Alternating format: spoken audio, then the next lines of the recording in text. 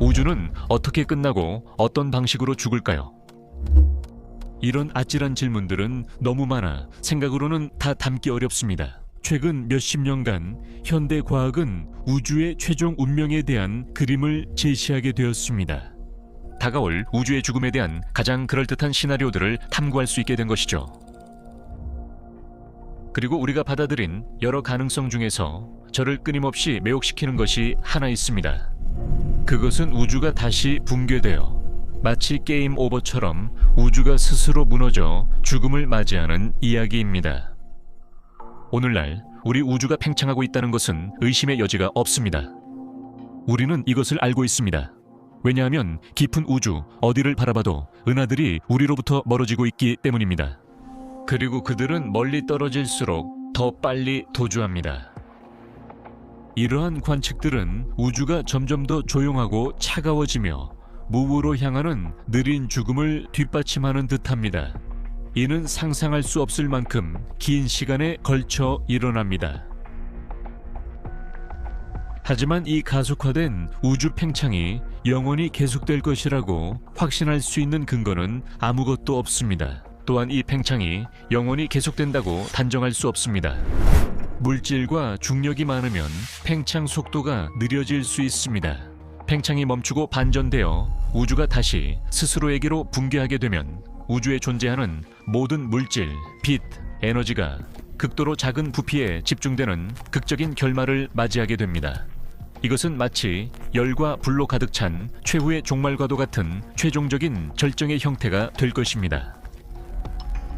하지만 빅크런치 시나리오의 무서운 결과로 우리를 겁주기 위해 그것을 보기 전에 이 시나리오에서는 우주가 일종의 과도한 무게로 인해 방향을 바꿔 전체 코스모스가 붕괴되는 현상이 일어납니다. 이제 우주 붕괴로 인한 죽음, 즉 빅크런치라는 매혹적 시나리오를 자세히 살펴보겠습니다. 우리는 종말의 역순 연대기를 참고하여 길잡이로 삼겠습니다. 이 연대기는 먼 미래에 우주 팽창이 반전되기 시작하는 시점을 출발점으로 삼습니다. 그리고 가장 비관적으로 봐도 이런 시나리오가 곧 시작된다고는 생각하지 않습니다. 우주가 공식적으로 500억 년이 되기 전 이 시점을 기준으로 앞으로 펼쳐질 여러 무서운 단계를 하나씩 살펴보겠습니다. 그리고 우리는 이 모든 것을 아직 이 우주에 존재하고 있을 가상의 문명들의 관점에서 살펴볼 것입니다. 지금 나이의 4배입니다. 우주가 곧 스스로 붕괴할 것이라는 첫 번째 징후들은 실제로 붕괴 과정이 시작되기 수십억 년 전에 나타납니다. 팽창이 반전되기 위해서는 먼저 팽창 속도가 느려지고 그 시점에서 멈춰야 합니다. 미래 세계의 사람들은 우주의 크기를 보며 먼 은에서 빛이 온다는 것을 알게 됩니다. 비록 그 빛이 여전히 우주의 팽창으로 인해 지치고 있지만 점점 더 느리게 적색으로 이동하기 시작합니다. 이는 중력이 그 이후 수십억 년 동안 점점 더 지배적인 힘이 되기 시작했다는 증거입니다. 하늘이 겉보기에는 별로 달라 보이지 않지만 매 순간 그들은 불가피한 운명에 한 걸음씩 더 다가가고 있습니다. 왜냐하면 우주는 계속해서 감속하고 있으며 결국 공간의 팽창이 완전히 멈추는 순간에 도달하게 되기 때문입니다. 우주가 최대 크기에 도달한 그 변곡점을 지나게 됩니다. 그 후 우주는 천천히 수축하기 시작하고 그 부피가 줄어들기 시작합니다. 멀리 은에서 오는 빛은 점점 강해지며 시각적으로 더 푸른색을 띱니다. 우주 수축이 도달 광자 에너지를 높이기 때문입니다. 그래서 이후 수십억 년 동안 심우주에서 오는 빛은 계속해서 강도를 높이게 됩니다. 지금까지 너무 멀리 있어서 시야 밖에 있던 일부 은하들이 서서히 모습을 드러내기 시작합니다. 이렇게 우주가 다시 수축함에 따라 망원경 사진에서 관찰할 수 있는 희미하고 먼 점들의 수가 계속해서 증가하게 됩니다. 수십억 년 동안 우주는 계속해서 압축됩니다. 진정으로 주목할 만한 유일한 변화는 은하 간 거리의 변화인데 우주의 물질 밀도가 계속 증가함에 따라 이 거리가 점점 짧아집니다. 이로 인해 시간이 지날수록 붕괴가 더 빨라지는 심각한 결과가 발생합니다. 우주는 중력의 악순환에 빠져 결국 필연적으로 최종 붕괴로 이끌리고 있기 때문입니다. 우주가 수축함에 따라 공간의 부피당 존재하는 물질의 양이 증가합니다. 그래서 중력의 힘이 점점 더 우세해지면서 붕괴 과정을 더욱 가속화시킵니다. 이 우주에선 시공간 수축 속도가 계속 빨라집니다. 이제 우주 필라멘트를 분리하던 빈 공간의 부피가 충분히 줄어들어서 이것들이 서로 섞이기 시작합니다.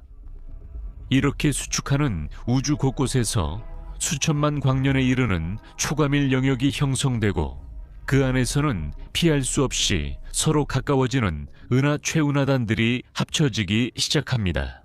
이것이 바로 이후 수십억 년 동안 이어질 대충돌의 시작이며 우주는 계속해서 모든 곳에서 더욱 조여들게 됩니다.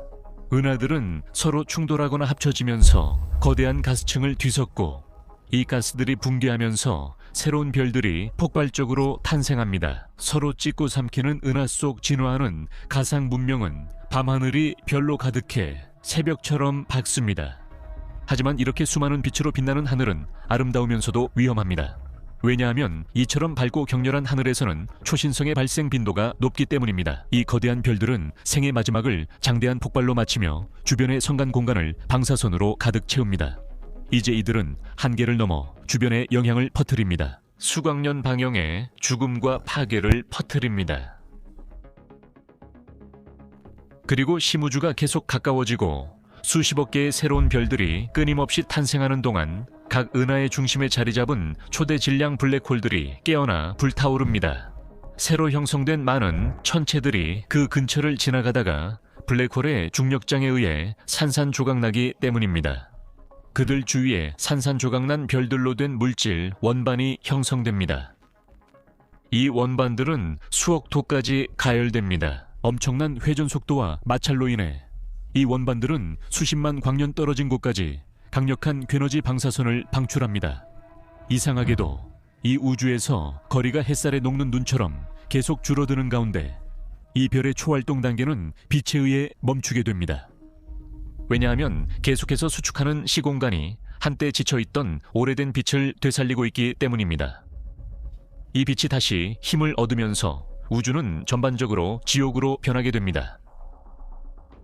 현재 우주를 돌아다니는 빛의 입자 중 99.999%는 우주 배경 복사에서 나온 것이며 이는 우주가 처음 생겨났을 때 엄청난 온도에 휩싸여 있던 시기의 산물임을 반드시 이해해야 합니다. 그러나 공간 팽창으로 이 빛은 약한 윙윙거림으로 희석되고 늘어났습니다. 이 마이크로파의 온도는 오늘날 약 영하 270도 정도입니다. 하지만 이용 가능한 공간의 부피가 계속 줄어들면서 붕괴하는 우주는 이 복사의 밀도와 강도를 증가시킵니다.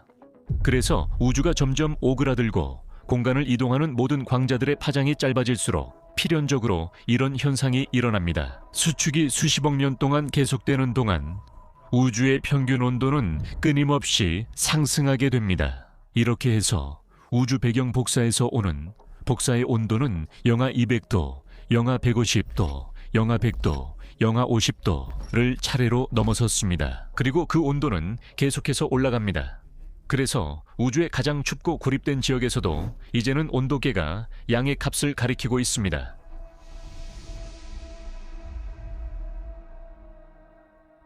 이렇게 먼 미래에 존재할지도 모르는 가상의 문명들에게는 강해지는 복사로 인해 우주 관측이 사실상 불가능해집니다.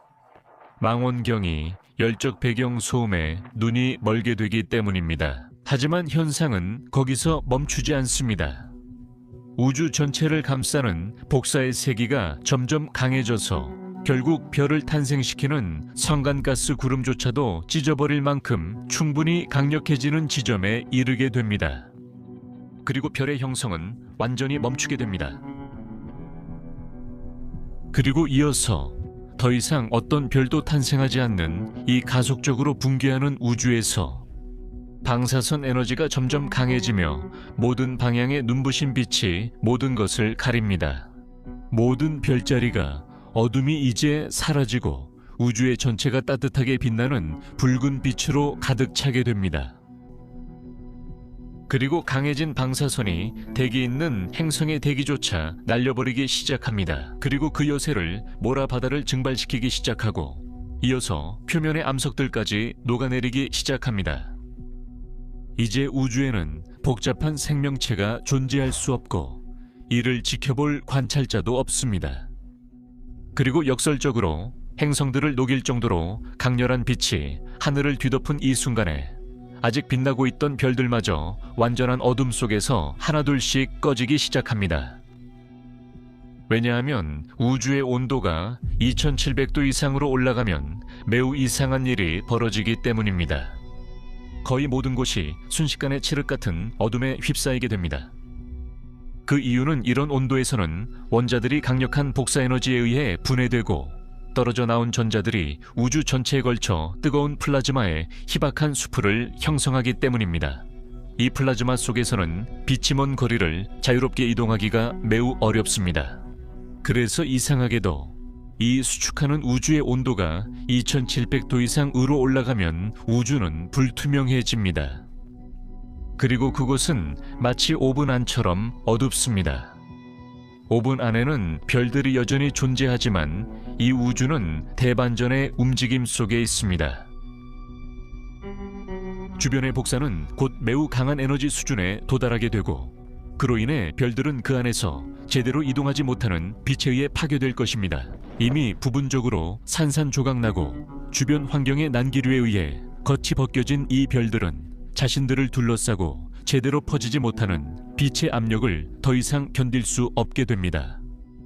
그리고 결국 이 별들은 모두 어떻게 보면 빛의 힘에 짓눌려 스스로 붕괴하게 됩니다. 그리고 계속해서 강해지는 복사의 세기가 5500도에 도달하면 우주 전체가 하얗게 달아오르며 모든 곳이 검은 태양 표면 온도와 같아집니다. 이 환경은 점점 더 뜨거워지고 밀도도 높아집니다. 이 온도가 100만 도의 임계점을 넘어서면 원자핵들이 분열하기 시작합니다. 이제 공간이 매우 빠르게 수축하며 거리는 빛에 가까운 속도로 줄어듭니다. 빅크런치 몇천 년 전에는 물질의 기본 입자도 붕괴되기 시작합니다. 이처럼 극도로 혼란스럽고 격동적인 환경, 그리고 엄청난 물질과 에너지의 밀도 속에서는 더 이상 결합할 수 없는 외로운 입자들만이 남아 거대한 바다에 잠긴 채 존재하게 됩니다. 우주에서 마지막으로 남은 일관된 존재들, 즉 블랙홀들이 대거 떠다니는 복사로 가득 찬 환경에서 이 질식해가는 우주 속 블랙홀들은 자신들의 범위 안에 들어오는 모든 물질과 에너지를 집어삼키며 광적으로 성장합니다.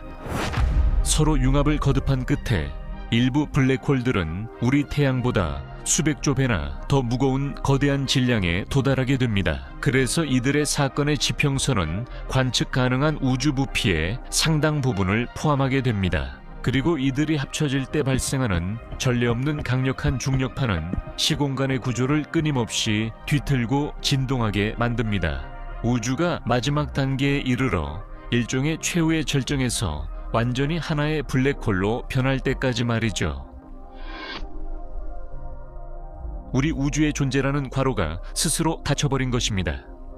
그 안에 있던 모든 것이 무한히 작은 한 점으로 모여들었고 그곳에는 엄청난 깊이와 밀도의 중력 우물이 형성되었습니다. 우주 자체가 만들어낸 특이점이죠. 그 안에서는 어지럽게 구겨진 시공간의 곡률이 의미를 잃고 만약 아직 존재한다면 물질조차도 그 본질을 잃어버렸습니다. 우주는 개념적 한계에 다다라 더는 설명할 수 없고 그 너머에선 자연 법칙 설명이 불가능해집니다. 오늘날 일반 상대성 이론도 양자역학도 이곳에서 무한히 발산하고 붕괴하는 시공간의 왜곡을 설명할 수 없습니다. 그래서 모든 특이점은 씁쓸한 뒷맛을 남깁니다. 하지만 우리가 가진 가장 견고한 이론들조차도 설명할 수 없다는 사실은 모든 변수들이 극한으로 밀려난 우주의 행동을 설명할 수 없다는 것이 아무 일도 일어나지 않는다는 뜻은 아닙니다. 아직 연구 중인 몇몇 가설들, 즉 매우 추측적인 가설들은 이러한 불확실성 속에서 새로운 가능성들이 싹틀 수 있는 비옥한 토양을 찾고 있습니다. 일부 가설은 무, 공간, 시간, 그림자까지 휘게하는 불투명하고 고밀도의 어두운 점을 상상합니다. 그것은 무덤이 아니라 특이점을 통해 죽어가는 우주와 다시 태어나는 우주 사이에 바통을 넘겨주는 붕괴하는 요람이라는 것입니다. 이 관점에서는 빅크런치 후 새로운 빅뱅이 이어질 수 있으며 두 현상은 매우 유사합니다. 아마도 우리 우주가 젊었을 때 겪었던 극도로 빠른 팽창 단계는 이전 우주의 붕괴에 의해 촉발되었을지도 모릅니다. 어쩌면 그 우주는 스스로 반동을 일으켜 마치 불사조가 재에서 다시 태어나듯이 새로운 우주가 탄생했을지도 모릅니다. 시공간이 무한한 생명, 죽음, 그리고 재탄생의 순환 속에서 다시 펼쳐진다는 생각, 즉 각각의 세계의 끝이 또 다른 세계의 시작이 된다는 생각을 인정해야 합니다. 이 생각은 시적으로 아름답지만 아이디어의 아름다움만으로 진실이 되지는 않습니다. 그리고 지금까지 우리는 빅뱅에서 비롯된 원시빛 속에서 이전 우주의 흔적이라고 할 만한 어떤 특징도 발견하지 못했습니다. 반면에 특이점에서 무슨 일이 일어나는지는 여전히 우리가 풀지 못한 미스터리로 남아 있습니다. 오늘날 우리가 부분적으로 답할 수 있는 질문은 우주가 무한히 팽창할 것인가 하는 것입니다. 우주가 스스로 붕괴하려면 필요한 조건을 우리는 알고 있습니다. 우주에 존재하는 물질의 밀도가 충분해야만 현재 관측되는 우주의 팽창을 중력의 인력이 극복할 수 있습니다. 1990년대 말 이후로 우리는 빛의 전파를 분석해 우주 물질의 양을 추정하는 측정 방법을 갖게 되었습니다. 이 모든 측정 결과는 우리가 실제로는 밀도가 팽창을 늦추거나 멈추고 다시 반전시키기에 턱없이 부족한 우주에서 살고 있음을 보여주었습니다. 우주의 팽창은 우주의 거대한 규모에서 그 작용이 관측되는 신비로운 청력에 의해 일어나는 팽창이며 우리는 이것을 암흑 에너지라고 부릅니다.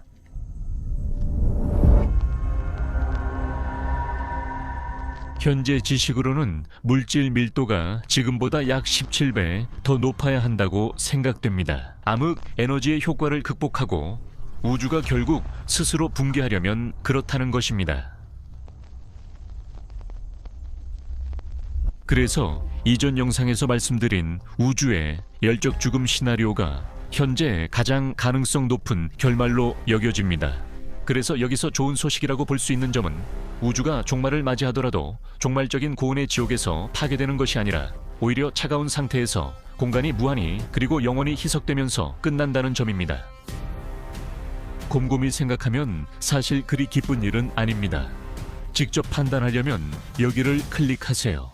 여러분이 빅크런치 시나리오를 좋아하고 최근 관측으로 그 시나리오가 부정돼 슬프다면 우리는 암흑 에너지의 값이 시간이 지나도 변하지 않는다는 것을 확신할 수 없다는 사실을 떠올리며 위로를 삼을 수 있습니다.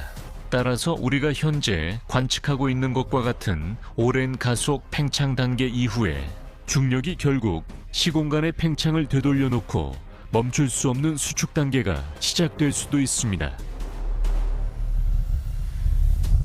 이 때문에 빅크런치 시나리오는 현재로서는 매우 가능성이 낮다고 여겨지지만 완전히 배제할 수는 없습니다.